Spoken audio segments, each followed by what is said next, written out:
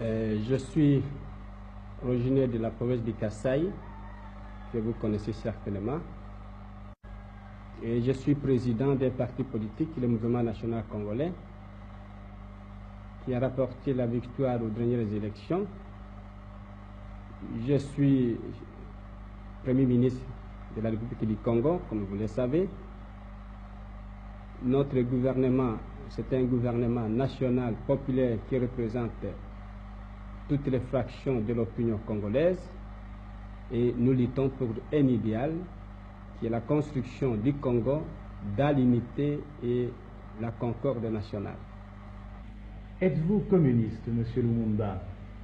Je dois toujours rire quand on me pose cette question.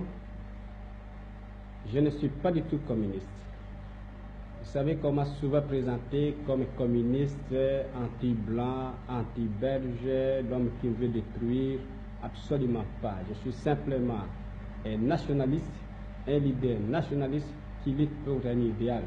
Je pense qu'à travers l'histoire de l'humanité, vous avez connu en Europe occidentale, même lors de la Révolution française, des nationalistes qui se sont mis à la tête du mouvement de libération, simplement pour que le pays accède à la liberté et à l'indépendance. Je ne suis pas du tout communiste et je ne le deviendrai jamais. L'avenir du Congo, je l'envisage dans ce sens. C'est de maintenir l'unité politique et économique du pays qui seul fera la grandeur de notre pays.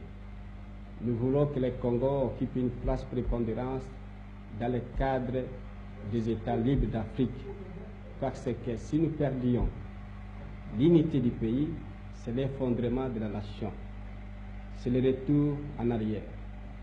Si nous avons de grandes puissances aujourd'hui, la France, la Grande-Bretagne, les États-Unis, l'Union soviétique, c'est parce que ces pays sont de grands pays.